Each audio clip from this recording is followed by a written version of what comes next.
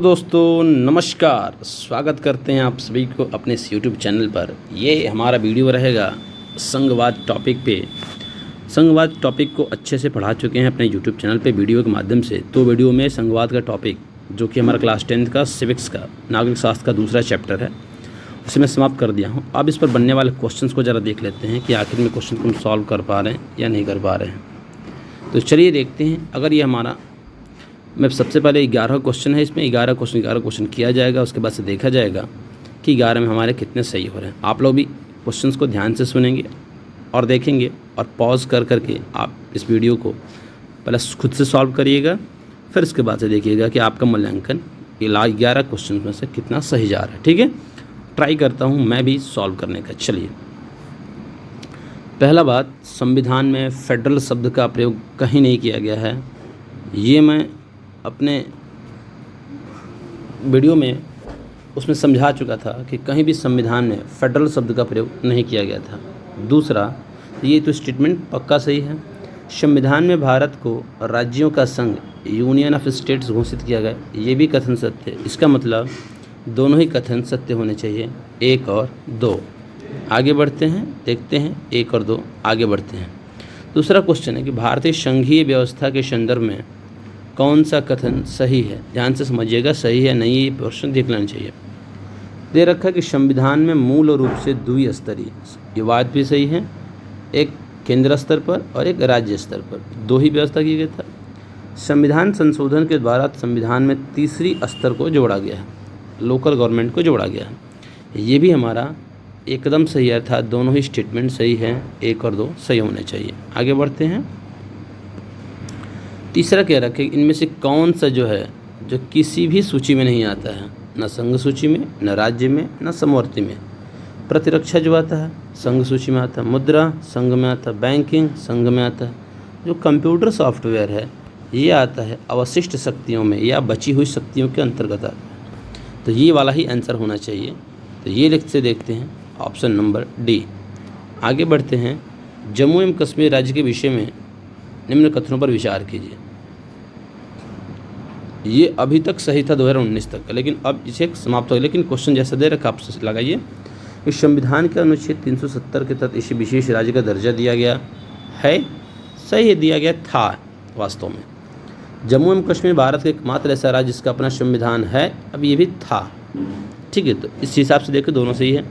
भारत के सभी नागरिक इस राज्य में ज़मीन एवं आवास खरीद सकते हैं। तो यही सभी वाला गलत था, सभी लोग नहीं खरीद सकते थे। तो तीसरा हो जाएगा गलत, अर्थात 1 और 2 ही केवल सही, केवल 1 और 2 ही सही होगा, अर्थात ये होगा 1 और 2। अगला क्वेश्चन कह रहा है निम्न कथन विचार कर और कौन से कथन सही है इसको देखना है। तो ये क्या रखा है कि केंद्र और राज्यों के बीच शक्ति का विभाजन को लेकर यदि कोई विवाद उत्पन्न होता है तो ऐसे विवादों का निर्णय केवल सर्वोच्च न्यायालय में किया जा सकता है। यहाँ पर आपको समझना होगा, केवल सर्वोच्च न्यायालय नहीं है, यहाँ पर सुप्रीम कोर्ट और हाई कोर्ट दोनों कर सकता है। इसके अलावा क्या रखा है कि केंद्र और राज्यों को कर लगाने एवं संसाधन जुटाने की शक्ति संविधान द्वारा प्राप्त है। सही बात है, सबका अधिकार क्षेत्र घोषित कर दिया कि आप किस प्रकार से वित्त की व्यवस्था, राजस्व की व्यवस्था करोगे, आप टैक्स लगाओ, कौन कौन से संसाधन के द्वारा पैसा इकट्ठा करोगे, सब स्पष्ट दे रखा है। दोनों कथन सत्य होंगे, यहाँ पर सही दोनों कथन नहीं होंगे, ध्यान रखिएगा। केवल सर्वोच्च न्यायालय गलत हो जाएगा, इसको आप केवल और केवल 2। आगे बढ़ते हैं। तो निम्न कथन विचार कर बताएं कि कौन से कथन सही हैं। पहला दे रखा है कि हमारे संविधान की 8वीं अनुसूची में 22 भाषाओं का उल्लेख है। सही है, 22 भाषाओं का उल्लेख है। और संविधान में हिंदी भाषा को राष्ट्रभाषा, ये गलत है, राष्ट्रभाषा नहीं है, राजभाषा है। क्या है? राजभाषा, अर्थात केवल और केवल पहला ऑप्शन सही होना चाहिए, पहला ऑप्शन सही होना चाहिए। कौन सी भाषा को 8वीं अनुसूची में शामिल नहीं किया गया है? तो आप ये जानो कि 8वीं अनुसूची में नेपाली भी है, उर्दू भी है, सिंधी भी है, अंग्रेजी नहीं है। आंसर होना चाहिए अंग्रेजी। अब कह रहे संविधान की 8वीं अनुसूची में 22 भाषाओं को अनुसूचित किया गया, इसमें शामिल निम्न भाषाओं के बोलने के अनुपात का निम्नलिखित में से सही क्रम कौन सा है? सबसे ज़्यादा बोलने वाली भाषा है हिंदी, 40% के लगभग, बांग्ला उसके बाद से है, उसके बाद से तेलुगु, फिर Tamil. Hindi, Bangla, Telugu, Tamil, Hindi, Bangla, Telugu, Tamil. Answer number B is the right answer. Clear? आगे बढ़ते हैं। अब क्या रखा है, स्थानीय स्वशासी निकायों के बारे में निम्न कथनों में से कौन से सही नहीं हैं।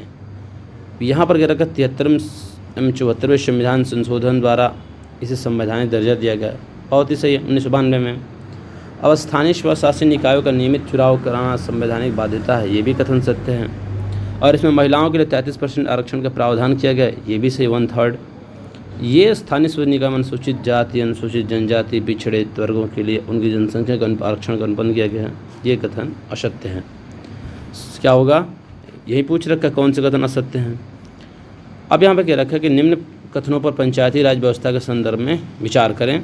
तो ग्राम पंचायत के अध्यक्ष एवं सदस्यों का चुनाव जनता के द्वारा प्रत्यक्ष विधि किया जाता है। निश्चित तौर पर जो इसका चुनाव होता है वो जनता के द्वारा डायरेक्ट वोटिंग के माध्यम से होता है, सीधे अपना वोट व्यक्त किया जाता है।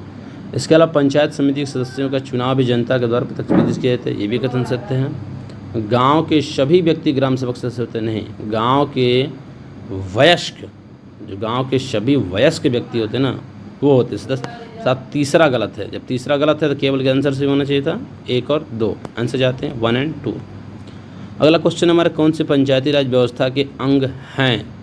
जिसमें ग्राम पंचायत, पंचायत समिति, जिला परिषद तीनों हैं, 1, 2, 3 तीनों आंसर सही होगा। देखते हैं आंसर हमारा क्या होता है। Result is 11 out of 11।